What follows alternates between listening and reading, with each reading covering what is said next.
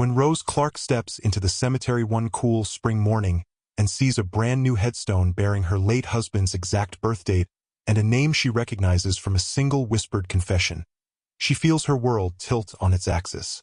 At first, she believes it's impossible, an eerie coincidence or a clerical error, but the engraving cuts too close to a secret she once glimpsed in his eyes. She realizes that the man she buried under one name might now lie in two graves, each telling a different story. Stay until the end. What would you do if the person you loved most had lived an entire other life beneath your nose? If you believe some secrets deserve to see the light of day, give this video a like and subscribe for more. Rose's life had always been built on two unshakable pillars: her love for her husband, David Whitmore, and the quiet village in Yorkshire they both called home. In 1967, after a whirlwind elopement in Vienna, where they first met, she followed him back to England with a heart brimming with possibility. They were a mismatched pair on paper. She grew up in a modest London suburb with an older sister and parents who never traveled much, while David radiated the kind of worldly confidence that suggested he'd been everywhere and seen everything. Though he rarely volunteered details, she knew from the start that some of his life was off-limits. She was too in love to mind. For decades, she saw only a gentle, devoted man. Together, they settled in a stone cottage near a patch of moorland in Yorkshire, a place nestled between rolling hills and clusters of windswept heather. She took a job as a school librarian, shaping little minds to love the written word. David found employment in something vaguely described as cultural liaison for the local council, coordinating with visiting dignitaries or exchange students from abroad. She sometimes teased him that it was the perfect job for someone who spoke 3 languages without batting an eye. The only hint of his past was that watchfulness in his gaze, as though every time they entered a restaurant, he was cataloging the exits before choosing a seat. She chalked it up to old habits from an earlier career he never mentioned. In the early years, that unspoken territory never threatened to overshadow their happiness. They had a daughter, Margaret, whose bright laugh echoed in the cottage halls. When Margaret was 5, Rose caught David once in the middle of the night, shoulders heaving in silent sobs, refusing to explain the nightmare that woke him. He pressed a kiss to Rose's forehead and said, "Don't worry, I'm safe now. That's all that matters." She accepted that answer. She was young, in love, and believed that if he wanted to reveal more, he would when he was ready. They lived a life of gentle routine. Saturday mornings found them strolling through the farmer's market. Sunday afternoons were for tea in the cozy living room. David was the sort of man who'd fix a squeaky fence post before anyone else noticed it needed repair, then quietly slip back inside like it was nothing.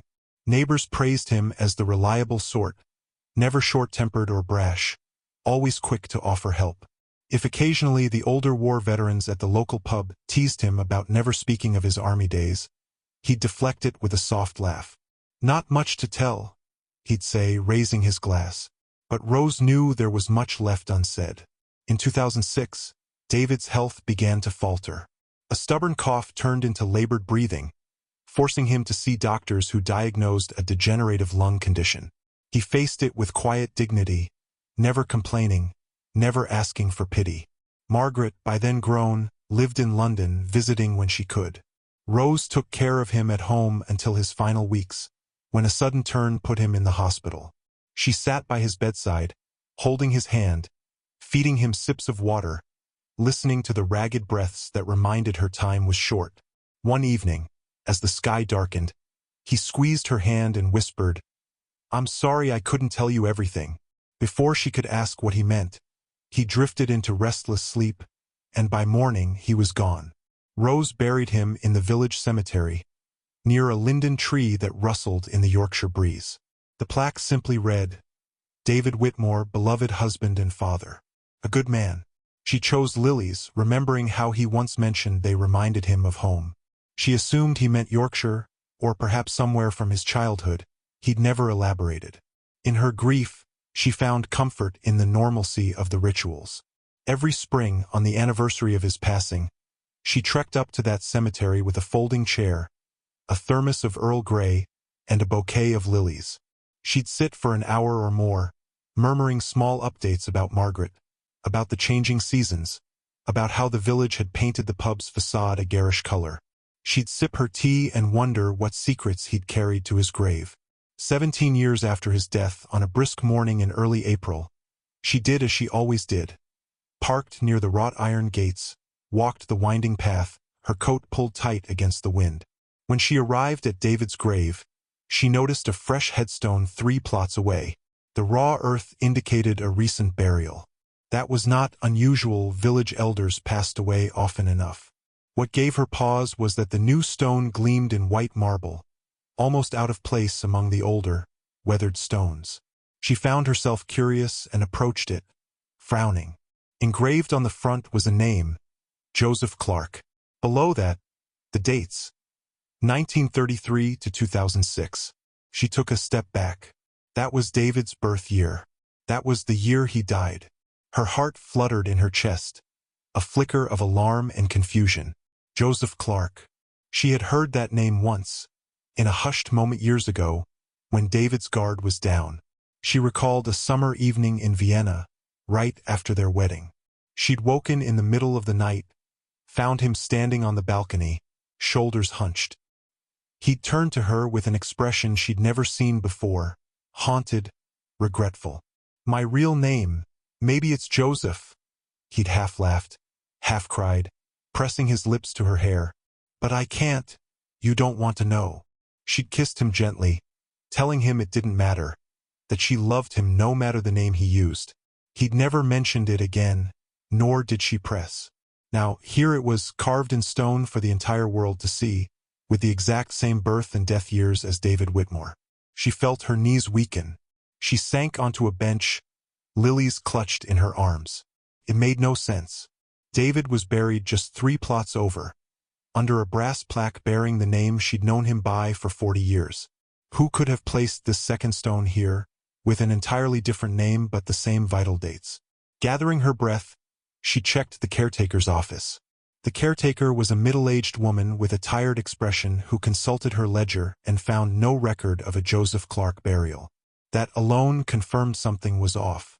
Rose pressed for details. The caretaker shrugged. The headstone had arrived one early morning with a crew that left no forwarding contact or invoice aside from the caretaker's standard placement fee. Paid in cash. "Thought it was a bit odd," she admitted. "But not the first time I've seen unusual requests." Rose left in a daze. She phoned Margaret, trying to relay the discovery. Margaret sounded distracted, as always. "Mom, I know it seems strange," she said, "but it's probably just a coincidence. You're grieving anew because of Dad's anniversary. Maybe we can look into it together some weekend." Rose set down the phone, feeling unsatisfied. She knew Margaret was well-meaning, but her daughter was busy with her career and had never truly believed David had more to reveal about his past. Rose had lived with him day in, day out, witnessed the nightmares, the flickers of tension whenever the news reported something from Eastern Europe. She sensed that he had once belonged to a different world. The presence of this second name was no coincidence. Her next step was to contact an old acquaintance, a historian named Dr. Hans Metzger. She had met him years ago while working part-time at a publishing house that translated Cold War memoirs. He was based in London, specializing in clandestine intelligence operations in mid-century Europe. They'd stayed in touch sporadically.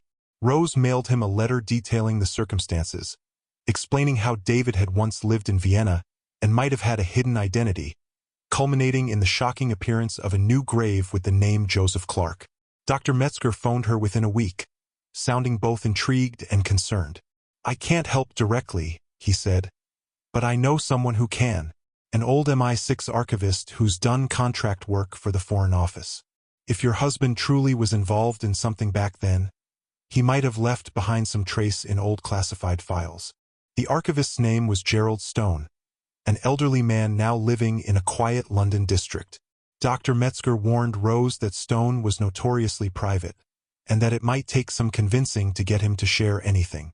Rose felt both anxious and strangely relieved to have a lead.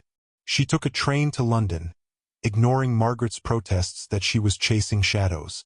She felt a new vitality in her bones. Some part of her believed that by uncovering the truth, She might be fulfilling David's last unspoken wish. He had apologized for not telling her everything. Perhaps this was how she could finally understand him. Rose arrived at Stone's address, a modest flat in an old Georgian building, and found him waiting by the door as though he'd been expecting her. He was tall, lean, with a cane propped against his arm. He invited her in without pleasantries. The living room was cluttered with shelves of dusty binders and books about espionage, cryptography, and historical conflicts. Without asking for her full story, he said, "Dr. Metzger told me you're inquiring about Joseph Clark. Where did you hear that name?" She explained, detailing how her husband, David Whitmore, might have been Joseph Clark before vanishing from official records. Stone listened intently, eyes narrowing. After a pause, he said, "Joseph Clark was an MI6 field operative, codename Ashford, active from around 1957 to 1965. We believed he died during a mission in '65, but apparently he reemerged under an alias. Possibly you're David." Rose's heart pounded. Stone laid out what he knew. Clark had been a gifted linguist recruited by British intelligence. He worked in Berlin, Prague, and other Eastern Bloc locations, supposedly identifying infiltration points or double agents. Then, in 1965, he vanished during a mission to unmask a mole believed to exist within MI6 itself. The official line was that Clark defected or was killed. The file concluded with status, presumed dead, but Stone, who had studied the archives, suspected something else. A few months after Clark disappeared, a new identity popped up in embassy records: David Whitmore. Same approximate height, skill set, stationed in Vienna. The timeline matched suspiciously well. "I always wondered if they were the same man." Stone told her that if Clark had truly discovered a mole inside MI6, he might have been in mortal danger. Faking his own death could have been the only way to survive. Rose tried to steady her voice. "Why wouldn't he have told me? Why bury that part of himself? He never even showed me a photograph from those years." Stone gave her a sympathetic look. "Because if he'd told you, you could have been a target. Or perhaps he felt ashamed about something that happened on that final mission. Agents did desperate things in the Cold War, sometimes crossing lines they never imagined. Clark might have wanted a clean slate. Though it hurt to imagine David harboring guilt or fear, Rose also felt a rush of clarity. The old nightmares, his constant vigilance, these fit the puzzle. She thanked Stone, asked if he had any idea who might have placed the new headstone. He shook his head. "I can't be sure, but he had a partner on that ill-fated mission, a man named Edward Darlow. If anyone still feels indebted to Clark, it might be him." After returning home, Rose couldn't stop thinking about that name, Edward Darlow. If this man had known Joseph Clark well, perhaps he was the one who had placed the stone, paying in cash to remain anonymous. She asked Stone for more details, and he provided a meager address in Sussex. "He's reclusive," Stone warned. "Be gentle. He might not want to revisit old ghosts." Rose wrote to Darlow, receiving no reply. Torn between courtesy and determination, she decided to make the drive to Sussex in person. The journey took several hours along winding motorways, each mile thickening the tension in her chest. She arrived at a small cottage nestled behind hedgerows. The windows looked dark. She half expected no one to answer the door, but when she knocked, footsteps approached. An elderly man, stooped yet imposing, opened the door a crack. She introduced herself. He studied her face, then opened the door fully, his eyes filling with emotion. "I've been waiting for this visit," he murmured. "Come in." Inside, they sat in a cramped sitting room. The walls held faded photographs of a younger Darlow, presumably in uniform. She could almost sense the years of secrets that weighed on him. He offered her tea, which quickly went cold as they talked. At first, he asked about David, how they met, their life in Yorkshire. Rose shared small anecdotes.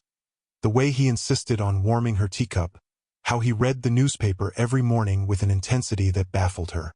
Darlow listened with a haunted expression. Then he cleared his throat. "If David Whitmore was Joseph Clark, I owe him my life. We served together during Operation Amber, 1965. Our job was to extract a Czech informant who claimed to know the identity of a mole in MI6. But it all went sideways. We were betrayed from within. Clark got me out through 3 checkpoints using forged papers. He told me to vanish. Then he vanished himself. I believed for years that he died a traitor. That's what the official records implied. But in '78, I received a letter with only one line. I had to leave. Forgive me. I knew the handwriting. It was Clark. So he survived. And he'd been living under an alias. I kept his secret all these years. Rose felt tears in her eyes, imagining David forging papers in some dank corridor, risking everything for a fellow agent. But why the second headstone? She asked quietly, voice shaking. Darlow confessed that he learned from an old obituary that David Whitmore had passed in 2006. I realized Clark was gone for good, so I wanted to ensure Joseph Clark was remembered too, that his real name wouldn't be lost to history. I didn't intend to overshadow your life with him. I just wanted to do him justice. So he commissioned a headstone, paid for its quiet installation, acknowledging the man who once wore that name. Darlow's eyes glistened with remorse. I never meant to cause you pain. I just thought a part of him deserved to rest under the name he was born with. Rose's heart twisted. David had lived a double life, not out of deception but out of necessity, carrying heavy secrets to protect them both. She pictured him pacing their living room at night, listening to the wind outside, while ghosts from Berlin or Prague lurked in the corners of his mind. She felt sorrow, yes, but also pride. He had risked his life to shield others, forging a path that led them safely to Yorkshire. His decision to bury Joseph Clark might have been an act of mercy or self-preservation. She reached across the small table, placing a hand over Darlow's. "Thank you," she whispered, even as tears gathered. "He was a good man." Darlow nodded, exhaling like he'd been holding his breath for decades. "He was the best of us," he said softly. They spent hours talking. He revealed scraps of the final mission details. How the Czech informant never made it out, how Clark blamed himself for that. Rose could almost hear David's voice, apologizing in that hospital bed. She began to see that behind his calm exterior, he must have lived with guilt for failing that informant, for the collateral damage of that fiasco. Perhaps that was why he left MI6 entirely, forging a fresh identity in Vienna, then seizing an ordinary life in Yorkshire. Before she left, Darlow handed her a small battered notebook. He used it for codes, addresses. I kept it after Operation Amber. Never had the heart to destroy it. Rose thanked him, promising to keep it safe. Driving back to Yorkshire, she felt an odd sense of completion, though sadness still weighed on her. She had uncovered the truth. David was indeed Joseph Clark, an MI6 operative who faked his death to escape a corrupt network, and someone who owed him everything had tried to honor that hidden identity. Now she knew the two halves of her husband's life. She realized that every quiet gesture, every furtive glance at the news, every half-voiced apology was part of a tapestry of secrets that he believed would protect her. She arrived home late, the sun dipping below the horizon, painting the sky in soft purples. The house felt different, as though David's presence lingered in new corners she hadn't noticed. She set the battered notebook on the kitchen table, next to a photograph of him. It dawned on her that she had never asked which name was truly his original. Perhaps he was Joseph Clark first, only to adopt David Whitmore. Or maybe they were both aliases. She realized it might not matter. He was the man who held her each night, fathered Margaret, and built a life of quiet, steady devotion. He was also the man who risked everything to shield others from a lethal betrayal. Both were truths. She tried telling Margaret the entire story, but Margaret reacted with skepticism and a hint of annoyance. "Mom, you've gone chasing these old intelligence rumors, and for what?" "Dad, Joseph, whoever he was, he clearly chose not to share it. Doesn't that mean we should let it lie?" Margaret's tone carried the exasperation of someone confronted with conspiracies that threatened her sense of normalcy. Rose understood that her daughter only wanted to remember David as the gentle father who helped with homework and told silly bedtime stories. She didn't press. Each person grieves in their own way. But for Rose, letting it lie wasn't an option. She visited the cemetery again, this time bearing 2 bouquets of lilies. She placed the first on David's grave, the name that had adorned their life together. Then, she placed the second on the new headstone, Joseph Clark, 1933 to 2006. She hovered there, tears brimming. She could imagine the boy who once enlisted in British intelligence, the man who risked infiltration in Cold War Europe, and the battered soul who escaped to Vienna and found her. She whispered a simple goodbye, "I love you," no matter what name is carved in stone. The breeze fluttered the lily's petals, as though in acknowledgement. In the weeks that followed, she delved into the battered notebook Darlow gave her. Most of its cryptic notations meant nothing to her. Random codes, half-scratched addresses. But occasionally, she recognized bits of Czech or Russian words. She recalled times in Vienna when David would pick up newspapers in different languages, scanning them with an intensity that seemed out of place for a supposed embassy liaison. One entry caught her eye, a date in 1965, next to the name Misha, and a question mark. She wondered if that was the Czech informant's name, the one who never made it out. She felt a pang, imagining David's sorrow at that man's fate. She longed for a chance to speak to David, to assure him that he was forgiven, that he didn't fail everyone. She realized that her continued curiosity might be a way of atoning on his behalf. If the rest of the world considered Joseph Clark a traitor or a defector, she wanted them to know the truth. She asked Stone if it was possible to correct the official record, at least within the historical archives. Stone hesitated. MI6 doesn't typically revise old files publicly. But maybe we can add a note that Clark was exonerated. Rose nodded, grateful for any small measure of justice. She suspected David wouldn't have cared about official recognition, but it mattered to her. As the summer advanced, Rose found a new quietness in her heart. She began to dream of David more frequently, always in the midst of half-remembered Vienna nights, the two of them dancing in a little courtyard. Some dreams ended with him turning away, whispering Joseph. She'd wake up, tears on her pillow. But the tears weren't from anger or betrayal. They were from the ache of missing him, now understanding how fully he'd sacrificed part of himself for them to have a normal life. One afternoon, she came across a photograph she'd forgotten about. Tucked in an old album was a snap of David, maybe from the late 1960s, wearing a coat that looked slightly too big, a fedora perched awkwardly on his head. He was leaning against a railing by the Danube, a faint half-smile on his lips. Rose remembered taking that picture early in their marriage, teasing him that he looked like a spy from a movie. He had laughed then, a genuine laugh, and pulled her into a hug.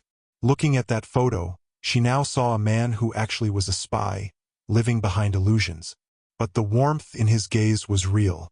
She realized that while Joseph Clark might have existed in the shadows, David Whitmore had existed for her, wholeheartedly. Sometimes she found herself reading Cold War memoirs, searching for references to Codename Ashford or to Operation Amber. Most accounts were vague, sanitized, or incomplete. The lens of history rarely captured the private heartache behind covert missions. She even wrote a letter to an old contact in the Czech Republic, hoping to learn more about that tragic extraction attempt. The response was polite but unhelpful, stating that many records from that era remained sealed or lost. She realized that she might never piece together every detail. Perhaps that was for the best. She had enough to see the shape of the man she loved. A few months later, Edward Darlow visited her in Yorkshire, surprising her with a knock on the door. She invited him in for tea. He walked through her cottage, eyes taking in the comfortable furniture, the photographs of Margaret, the subtle echoes of a life well lived. "I wish Clark, David, could have seen how peacefully you lived," he said softly, sinking into an armchair. He confessed that after Operation Amber, he'd lived a nomadic, fearful existence, changing addresses often, never trusting that the mole was truly gone. "It took me years to realize Clark had found the only real escape," he said. "He built a new life, family. That was his victory." Rose nodded. "Sometimes, when I can't sleep, I imagine how frightened he must have been." carrying the knowledge of a traitor inside British intelligence, never sure if you or I might be targeted. He used to watch the news so closely, as if waiting for a sign it was safe. But it never came. So he simply carried on. Darlo reached for her hand. He was braver than we'll ever know. They decided to walk to the cemetery together, a quiet pilgrimage. Summer flowers dotted the path, and the moorland breeze whispered through the tall grass. They stood between the two gravestones, David Whitmore on the left, Joseph Clark on the right. Darlo placed a trembling hand on the new one, the name of the man he had known in shadowy corridors. Rose placed a gentle hand on David's. The closeness of these markers felt both haunting and strangely beautiful. It was as though her husband's life was finally made whole. Both have side by side. Looking at the two markers, Rose said, "I want to add a line on David's stone, something that acknowledges the life he left behind. But I don't want to erase the name I knew, because he was David to me." Darlo nodded, tears glistening. He earned that new name, that new life, but Joseph Clark deserves to rest too. In the end, I hope he found some peace. Rose exhaled, thinking of David's final apology in the hospital. She prayed that in his last breaths he felt that peace. They parted ways at the cemetery gates, both a little lighter. Darlo left with a promise to keep in touch, hinting that if he discovered any further records that exonerated Clark, he'd let her know. Rose watched him drive away, then returned to the linden tree that overlooked David's final resting place. She pulled out a small notepad she'd been carrying. She sketched a phrase, also known as Joseph Clark. Served in silence, loved in truth. The words felt right, simple, but capturing the essence of a life lived on two fronts. Over the next month, she worked with the caretaker to arrange for the small addition. The caretaker was hesitant at first, but relented when Rose insisted. Eventually, the day came. She accompanied a stone engraver who delicately chiseled those lines beneath David's name. She stood a short distance away, hands folded, watching each letter appear. She felt tears but also a calm satisfaction, as though this final act honored every hidden scar and secret vow David had carried. The caretaker asked if she wanted to do anything about the new headstone, Joseph Clark. Rose shook her head. "Let it stay as it is," she said. "Both names matter. Both names led him home." The caretaker gave her a puzzled look, but didn't press. Rose suspected that in the quiet hush of the cemetery, passers-by might notice two stones with identical dates and wonder about the story behind them. She didn't mind. Part of her hoped that future generations might guess at a romance, or a spy tale, or something else entirely.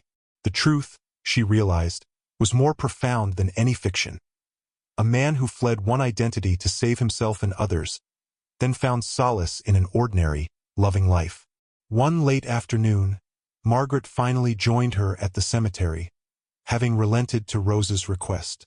She stared at the two stones in quiet bewilderment, eyes trailing over the new engraving on David's.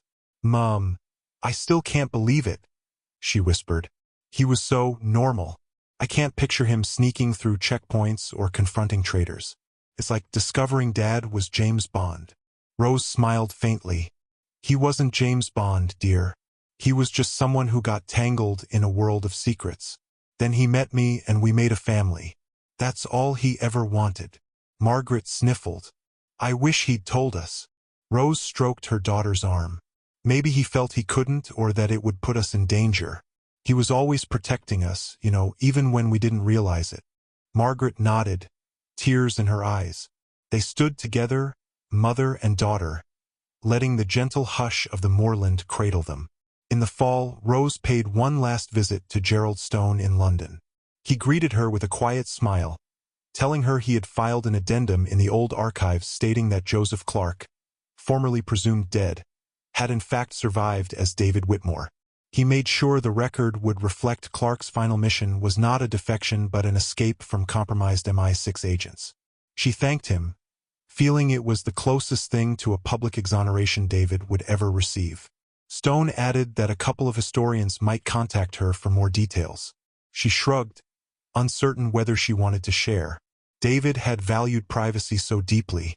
She wondered if telling the world would betray him or free him. Ultimately, she decided if any historian asked, she would give them the basics, nothing more.